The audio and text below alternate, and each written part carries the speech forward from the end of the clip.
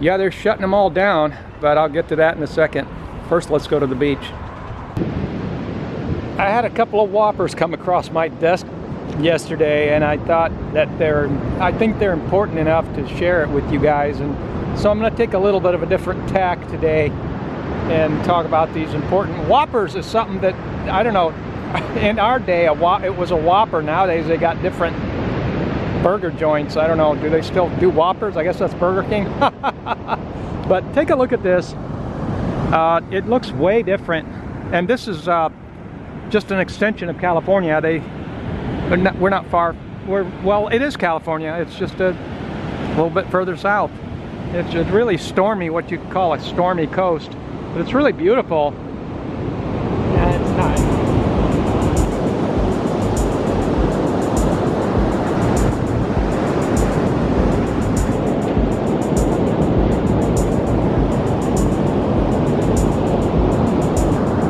So I don't know, I guess this place needed a good washing once in a while.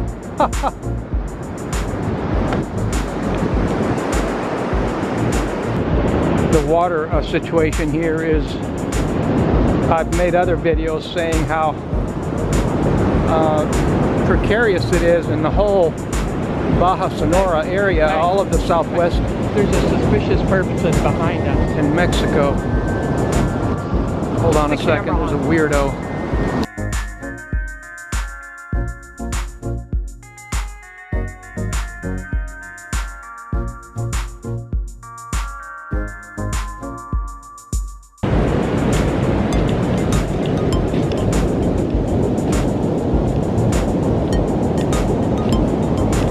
There's not a whole lot of people here. But there's more down here than... And it's a Saturday. So it's the off season, and I don't like this.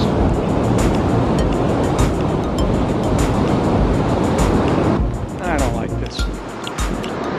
So yeah, I usually don't stay in a beach area unless I really like the beach, and this beach is beautiful.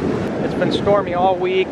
The waves are encroaching on the sand, and but it's still beautiful. It's still very nature-ish. Very pristine. I don't know.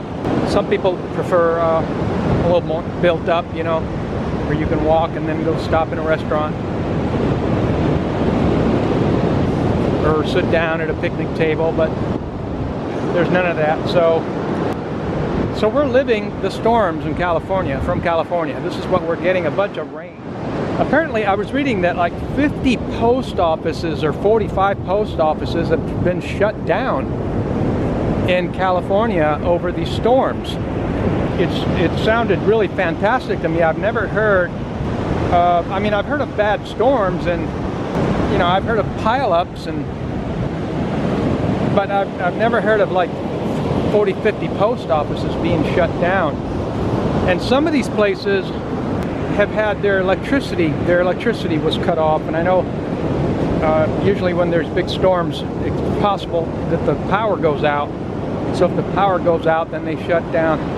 But 50 post offices, that sounds like a really wide and huge area to be shuttering post offices. And it just got me thinking about all of those people that are so used to, you know, like Amazon Prime, where they pay extra to get their stuff shipped on the same day and get it the next day. Well, goodbye Amazon Prime. And your post office is shut down. Right. I'm making light of this in that way, but I'm not trying to downplay or minimize any suffering that anybody might be going through because of the storms. And I said I have more than one Whopper for you today, so I'm going to get to it here. But here's where the water came up, and look at that. All of the sand dunes have been destroyed. Not all of them, but at least this part of the sand dunes have been destroyed by the water itself, by nature. I've never seen it like this. But there has been so many really unusual storms in a row, and really huge, which is just, I don't know, dare I say, suspicious. I mean, like 45 post offices shut down, in California, and then all of those storms in Texas a few months ago, and then Florida. Yeah, we're just a hop and a skip and a jump from California, and they call this Lower California. So we're feeling some of the brunt of those storms, and we've gotten an unusual amount of rain, which is never something to complain about in a desert. Another story that kind of got my interest was that apparently U.S. citizens that come to Mexico and are driving back into the U.S., some of them are, I don't know if they're accidentally getting in the wrong lane. They fine people $5,000 for being in the wrong lane, and sometimes take their vehicle. This crossing right here is like the busiest crossing in the world, they say. So I could imagine that just on a percentage basis of people making an error and getting in the wrong lane, they must be getting really fed up with it. I don't know if that's really going to solve the problem.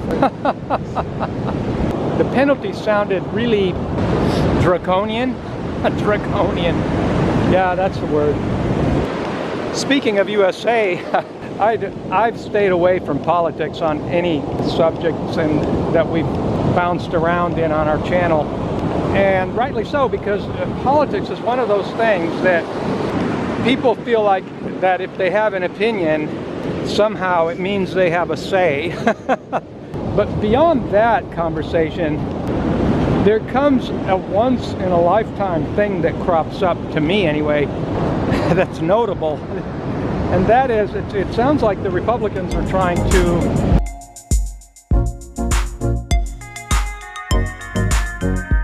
yeah, so it wasn't really ideal over there at the beach, but apparently the Republicans are they want to abolish the income tax.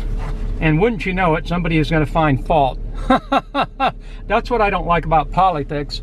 It's just pitting people one side against the other, and then nothing ever really gets accomplished. It would seem to the thinking mind that that's the whole goal, that's the ulterior motive, is to not really accomplish much, just to kind of find a middle ground. You ever seen that phrase being used? Can we find a middle ground here?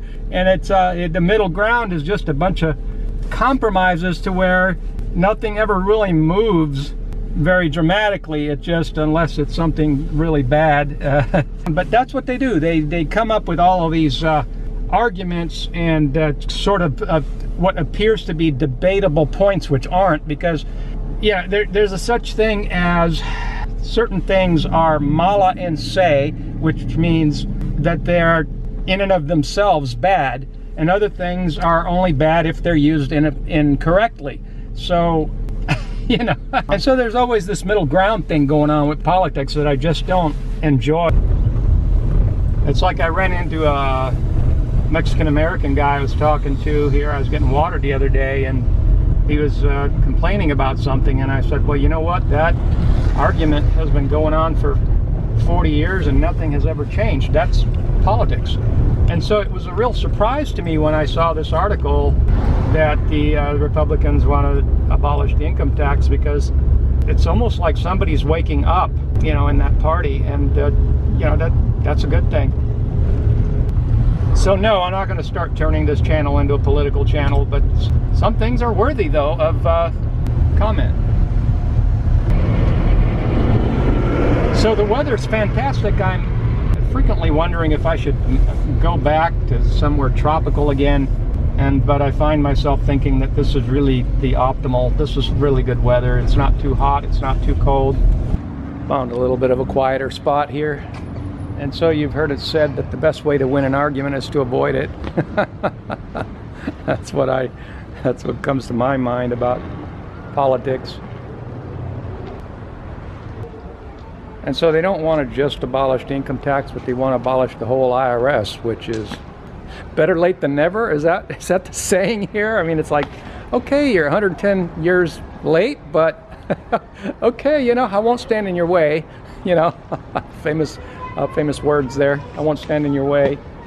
So we didn't go very far. There's the beaches right there. You can see, I don't know if you can see the beaches all the way over there. But imagine what that would do to the country. Just all of that productivity being funneled back into, well, the people. You know, putting the productivity back where it belongs, in the hands of the people. So yeah, I promise not to get into political sides and arguments, but I do want to be able to have discussions about things that are important without them becoming a political argument. Does that make sense? You know, it's like, just, is it possible for people to take their political lens off and just talk about, like, you have a plate of spaghetti, you turn it into a political argument? Well, no, it's either a good or it's not. It's a good tasting plate of spaghetti. It's got good sauce, it's got good garlic, good basil. It's just a good plate of spaghetti. Or it's a bad plate of spaghetti. It's no good, it was ruined. You know, something went wrong and it needs to be trashed, you know. So, so I hope you've enjoyed the commentary, and thanks for coming to the video. Have a wonderful day.